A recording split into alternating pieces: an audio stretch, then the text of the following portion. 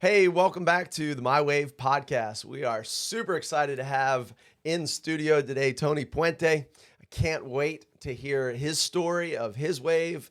And man, it was just great right before the show getting to know him. I don't know Tony super well, but I'm excited to interview him and find out what is his wave story and surf history. But I do want to thank Billy behind the scenes with Thorpe Creative. You can follow what he does at Thorpe Creative on Instagram. Also, if you have been listening for a while and you really enjoy what you're hearing, you can support us financially by going to buymeacoffee.com/mywave. There you'll be able to buy me a $5 cup of coffee. It's virtual, but hey, if you want to get together and grab an actual coffee, I've got some great places here in the Wilmington area. I'd love to meet up with you. But buymeacoffee.com/mywave. And lastly, I want to give a thanks to this episode's sponsor, which is Shredder Surf Camp. Here we are right now recording this at the beginning of the summer, and surf camps are wide open, and it's been great. And so if you're interested in learning to surf, a private lesson, small group private lesson, or 4-day camp, check out Shredder Surf Camp online at shreddersurf.com. Tony, it is so great to have you on this program today. Gracias. Hola. Hablas español, ¿sí? Sí. Muy bien. My Spanish isn't great. Yo quiero aprender más. Así, poco a poco. Poco a poco. So, you speak English, though. Yes. This episode's not going to all be in Spanish, but that would be a challenge for me. I didn't know that.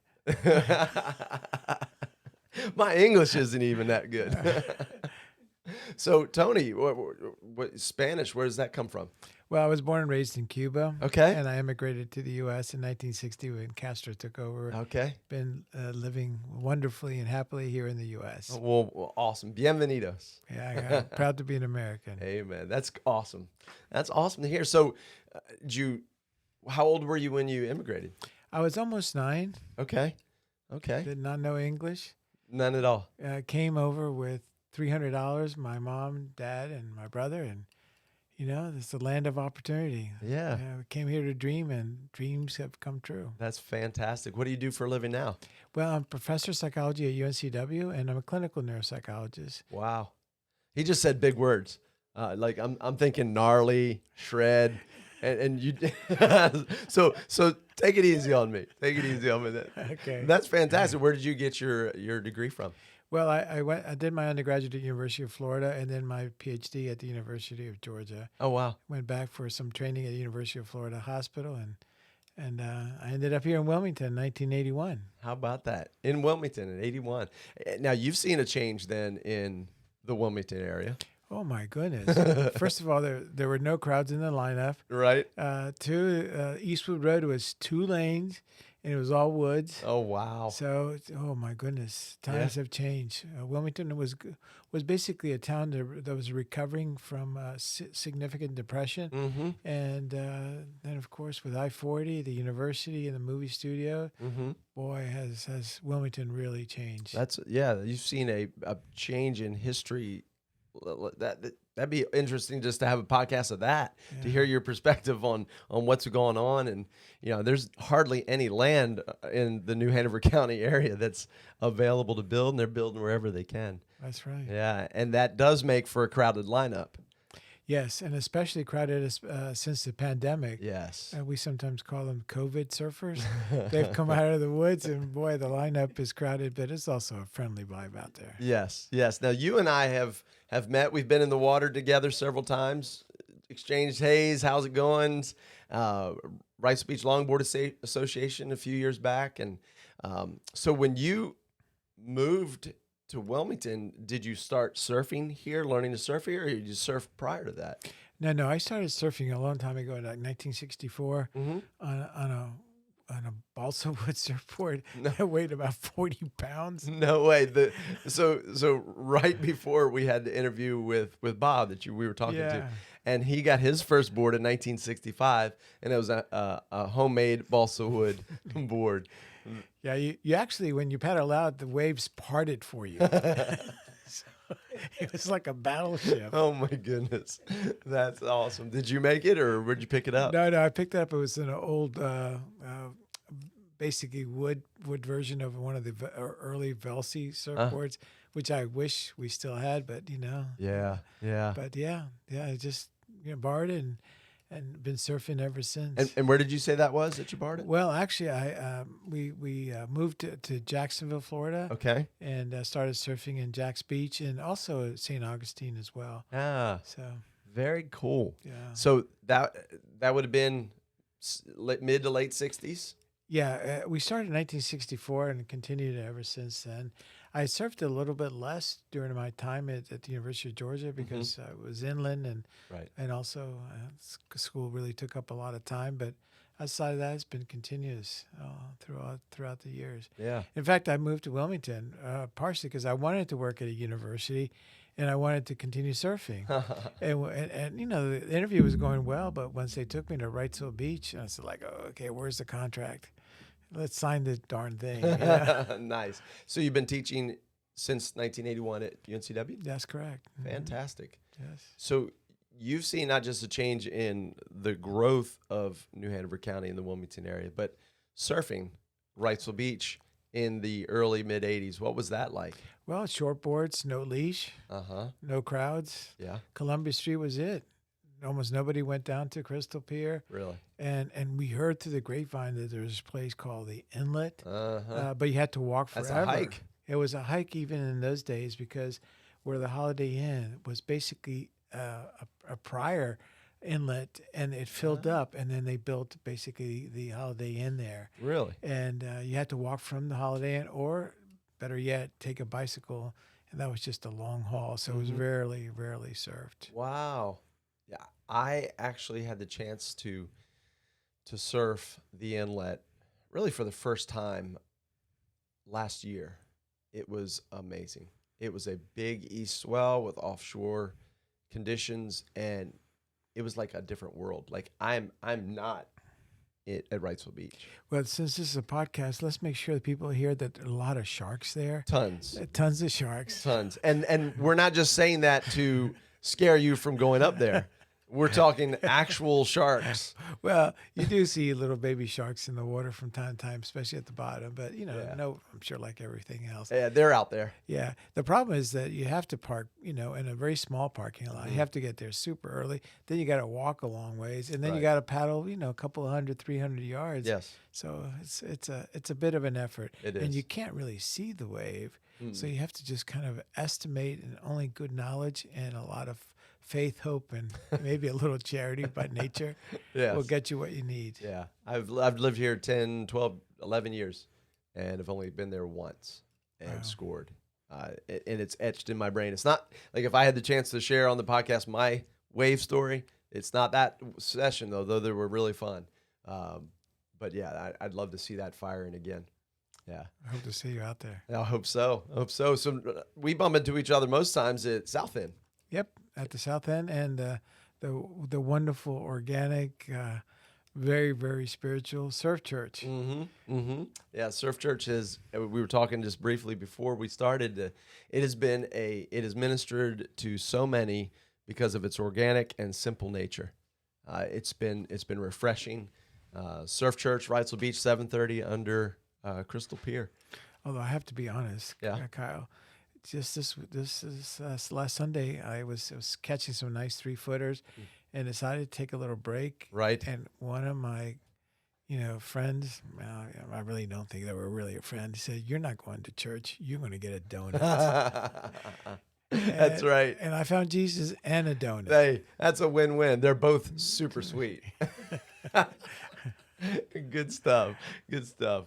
Well, Tony, I appreciate you coming in. I asked you there. Actually, was it this past Sunday? Yeah. It was. So we're just 3 days away from me Yeah. dropping this conversation on you. And so I'd love to talk more about how you've seen, surfing at Wrightsville Beach and elsewhere change, and maybe that'll work in through the conversation. But where are we going for the wave that you would like to relive? re-ride? Well, I will tell you that I think about waves a lot. You know, sometimes when I'm seeing patients, sometimes when I'm teaching, and sometimes when my wife is giving me a long list of chores. but you know, I do think about waves a lot. And, you know, I think of a 3-minute wave in Saladitas is long left, wonderful. I think of the inlet where you have 300 yards lefts and you just kind of. But lots of sharks. Yeah, which is just unbelievable. Of course, it doesn't happen very frequently. Right. And then maybe I'd like to share maybe a different kind of story. All right. And that is probably the most exciting thing that I did when I was president of the American Psychological Association a couple of years ago. People said, what's the most important thing that you did during that time? 120,000 members. It's been around 125 years. It's a big, big charge. I said, the greatest thing that I ever accomplished is I served in 3 continents in 1 week doing my duties as president. It's like, what? No way. So I served here. I served in Lima. And I surfed in Spain. And I thought to myself. In the same week. In the same week. And I thought to myself, wow, I have arrived. Wow. Now, let's back up again. You're blowing my mind. Well, maybe that's not a good thing to say to a neuropsychologist. But the APA is a big organization. Yeah. You said 120-some thousand members? Yeah, it's 120,000, 122,000, or something like that to be exact. And I was his 125th president. Really? And second one from North Carolina. Huh. And I'm really proud that not only am I the first Spanish-speaking president, but the first surfer to be president of APA. So, yeah. Very cool. Yeah. Which people had no idea what that was. But, you know. But surfing is, how would you describe surfing from a psychological perspective? Because the conversation I have with lots of people, and I'm sure you have, is that when they step off the beach into the water and paddle out, everything gets left behind. Like, what would you describe that as? I mean, how would you, how would you term that? Is it just a release? What is it? I'm not entirely sure. You know, here's somebody that does research and publishes scientific articles, and I can't really fully explain it. But as best as I can tell you, in modern psychological terms, is what we often call mindfulness. Mm-hmm. So being present, being here, being now, just experiencing the moment. Don't think too much about the past. Don't worry about the future. Just engage in the present. And Kyle, imagine one of those waves at the inlet. You get on it, you paddle, you catch the wave, and you don't really know what's going on. And you finish it, you just kind of go, wow, that was amazing. Mm-hmm. Now, if you try to backtrack your memory and figure out what exactly you did, it doesn't come easily because it's like your brain actually shuts off. And to be really exact, your cerebral cortex, the outside part, which really makes us all humans think, it just kind of like goes dormant. And the basic parts of us are more instinctual, takes over. And when it's done, it's like, wow, you felt like you haven't felt before. I think surfing is not a sport. I don't think it's a hobby. I don't think it's a pastime. I think it's more than even a lifestyle. It's a way of being. You know, I'm gonna have to re-listen to this podcast because that was you're spot on. And you put the terms behind what's going on as you are paddling out and taking off. Things do. I mean, so many times in this conversation at this table, time stands still is a phrase that some people, when they go back to that wave, it's like time is standing still, and the setting is burned into their brain where there were some friends, there was a face and a wall and a line, and just that sensation of floating or flying, or just, you know, it is an amazing. I guess you're not calling it a sport. Just this state of mind. State of mind. Yeah. Let me share with you a couple of stories about state of mind and surfing. Many years ago, one of the people I used to surf with us regularly, Mike Malone, had contracted cancer, and it was really on his last leg. And he asked us one final wish: take me surfing at the North End. Hmm. And he took off on a wave. It was a group effort. We pushed him. He took off on a wave. He got up, stretched his arms, looked at the sky. That was the last wave he took. Wow. So even though I like to talk about a wave Yeah. that I took, I'd like to share the wave that he took. It was his last wave before he went home and basically died. Wow. He found his peace Mm-hmm. and he found his journey. Yeah. That's what surfing's about. That's good. But then the flip side is going to Cuba with my boys with surfboards, which was insanely difficult. They wouldn't let us get the surfboards into the airplane and then out of the airport. And when we finally did, we couldn't transport them. And when we finally found waves, which is the Hemingway Marina, my boys went surfing, and I was so concerned because I never heard anybody surfing in Cuba, and I wanted to watch, make sure they were okay. Right. And out came a soldier with a machine gun. He goes, "What are you guys doing?" I said, "We're riding surfboards." And he goes, "What is that?" He goes, "That is an unregistered boat craft." I did read an article about this, that surfing is considered illegal. Yeah. So you need to get out of the water or else we're going to arrest you. My. So here are two examples of waves that I haven't ridden, Right. but other people, of terror on one hand Yeah. and repression, and on the other, release and finding peace inside. Wow. When we paddle out, we don't think of any. It's kind of a selfish sport, when you think about it, because I want that wave. That's my wave. We're paddle battling and different things, Right. getting in position, we're closest to the peak or whatever. But you don't stop and consider until you finally sit down in a situation like this and talk it out, how surfing impacts cultures, how it impacts individuals, and how it's viewed. Here, Cuba, your native homeland, and you're not free to enjoy something so sweet, so special. That speaks a lot. So sad. Mm-hmm. Surfing should not be regulated, at least in that fashion. Right. It should be an opportunity for all of us to express our inner selves and find ourselves.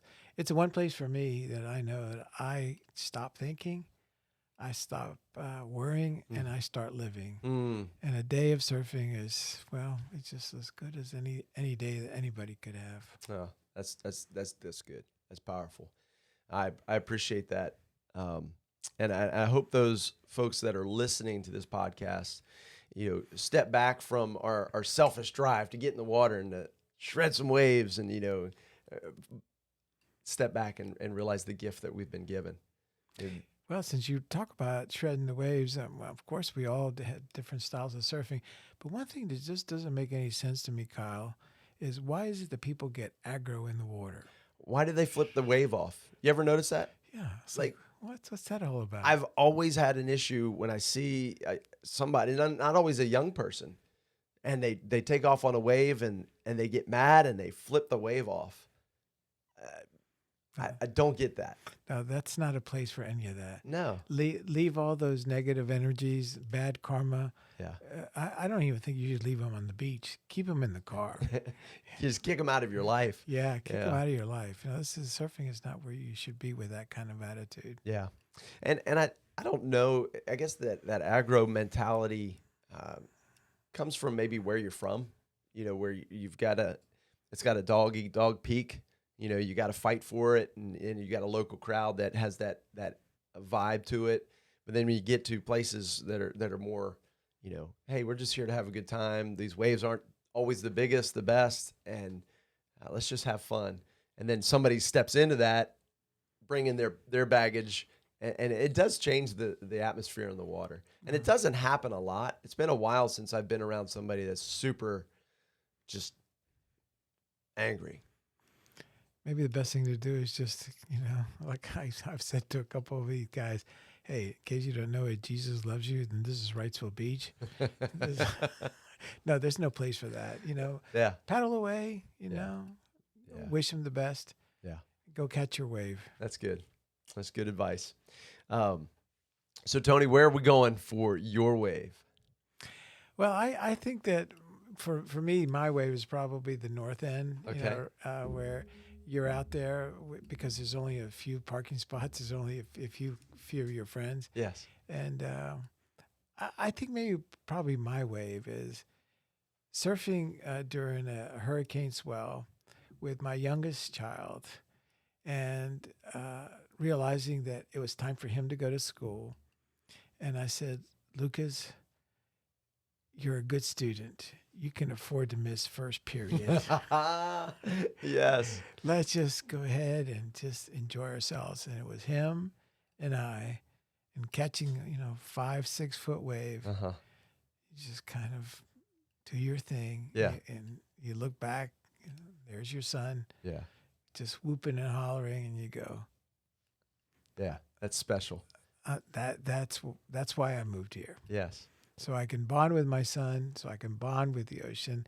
And maybe more importantly, because sometimes in this frenetic world that we live in, I bonded with myself. Mm-hmm. And where I just didn't think. I just was in the moment. Yes. How lucky. Yes. Yeah. So this is not one particular wave, but a moment. Sharing a sweet spot, a nice swell with your son. Was anybody else out there? No. Just you two. What special moment. Yeah. How old was he then? He was, I think he was a sophomore in high school at Laney. Yeah. And just to look back and he's smiling and then he takes off probably while you're paddling out and you hooping at him as he goes by. The world's a fine place to be part of. Yes. Yes. Have you ever written to that end? Like, have you written about surfing in anything? That's an interesting question. At one point, I actually thought about writing some things for one or two of the magazines because it's not often that you have a psychologist or specifically a neuropsychologist that knows a little bit about how the brain works and enjoys this very special part of one's life.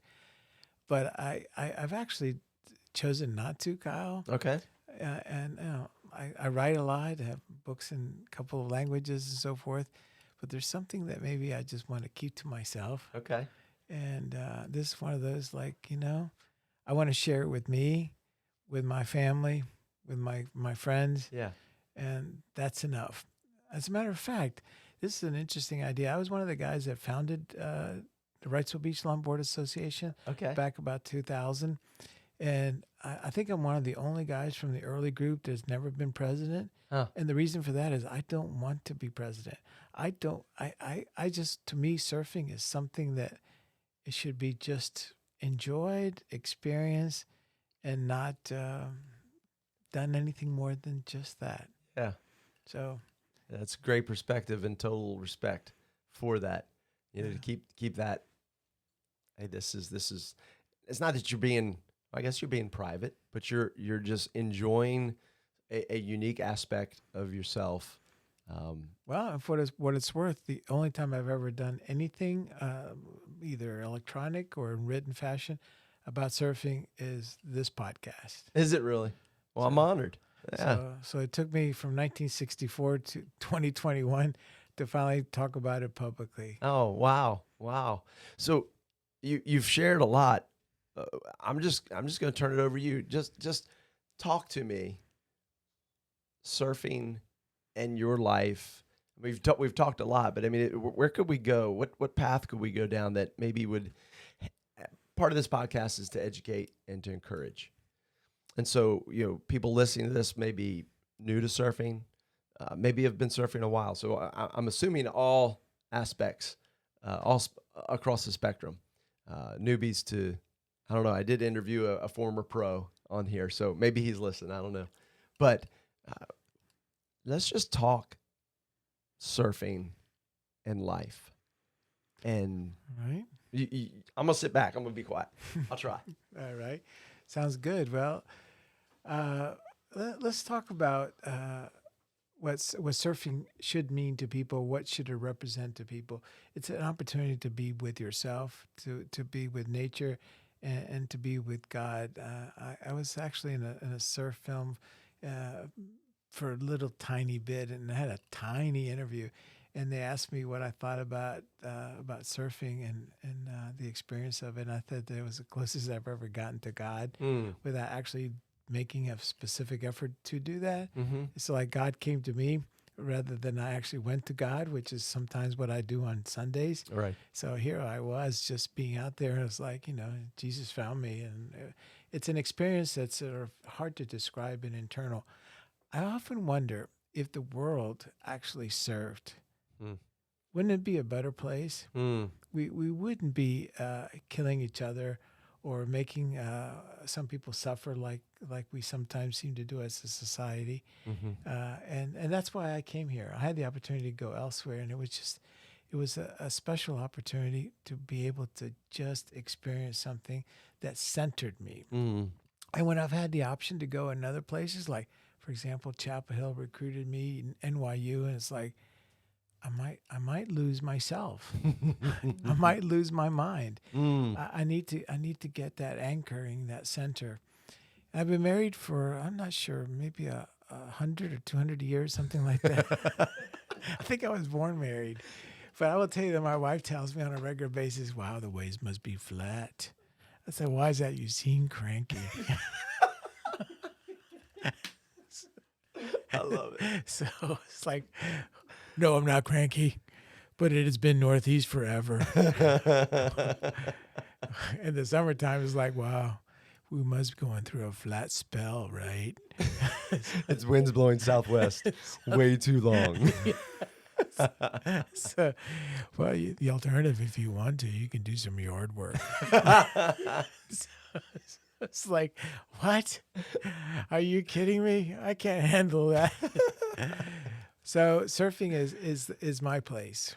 It's my special place. It's why I'm here. And I'm 69, and like I said, I started surfing in 1964, and I was so happy when I was in Saladitas many years ago, and I ran into one of the guys that was one of the stars in Endless Summer. And actually, I shouldn't tell you this, but I ran into him in the bathroom, in a public bathroom. He was taking a whiz, and I said to him, I know this is really inappropriate time, but like, how long do you, says, how old are you and how long do you expect to surf? He goes, I'm 82, and I think I'll quit when I die. Did he really? And I thought to myself, wow, what a whiz.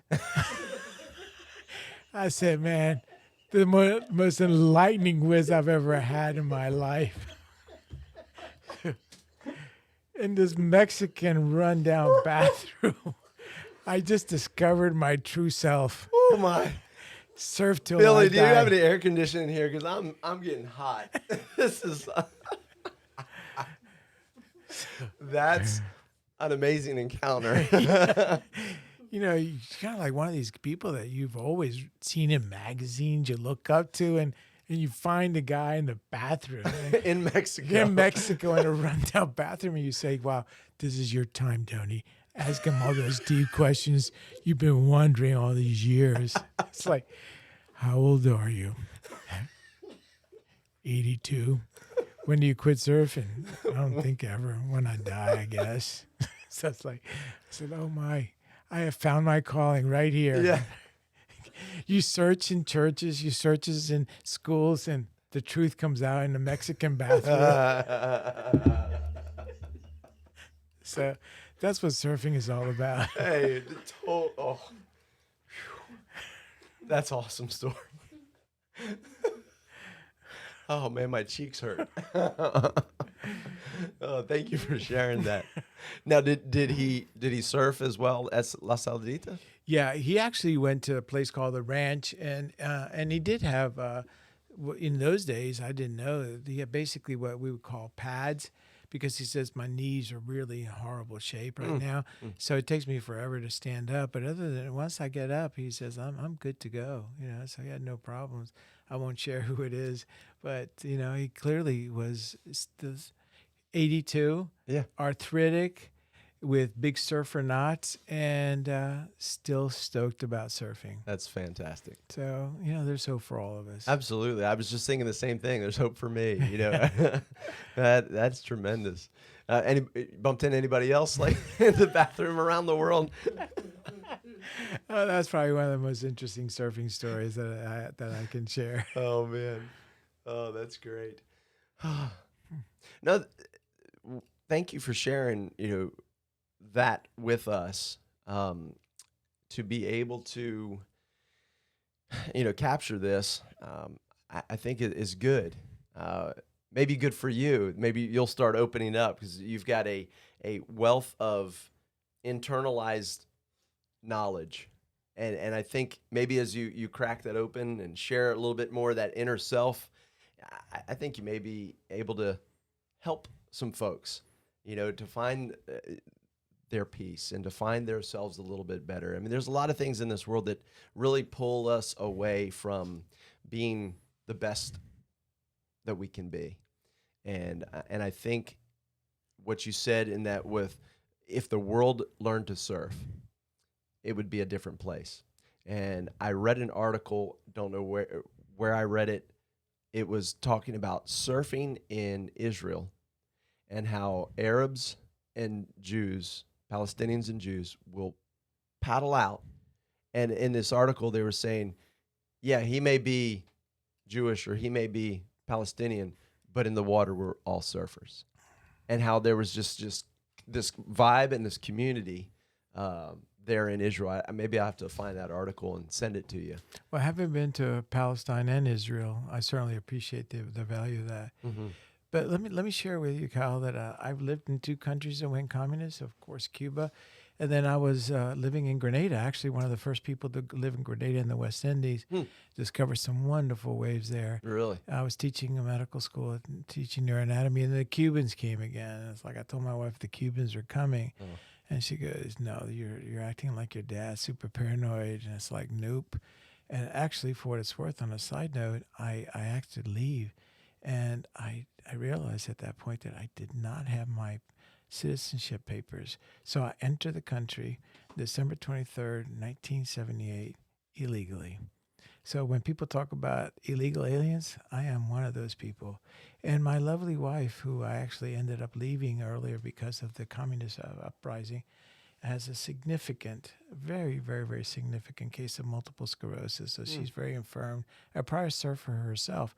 But here it is, somebody who's lived in 2 countries that went communist, lost it all, has a very, very, very affected wife who still finds comfort and happiness in the most simple thing of going in the ocean, paddling into a wave, and at the end of the experience saying, I'm fine with life. And apparently life is fine with me. So what else do you want? Right. The basics. Yes. Yeah, and when all else is stripped away, what is it that we want? Just being with yourself. Yeah. And then subsequently, if you can be with yourself, and of course that experience is heightened during the possibility of surfing, then you're ready for the world, and you are then in a position to understand and maybe serve the world better. That's good. It's good insight. That's good insight. I'd like to hear an article written by, or read an article written about that. Just kidding. Well, okay. Sounds good. I need to go back to a Mexican bathroom to get some more wisdom. There you go. Well, next time you go to Saladitas, I'll go with you. Okay, sounds good. Because I would love a 3-minute left.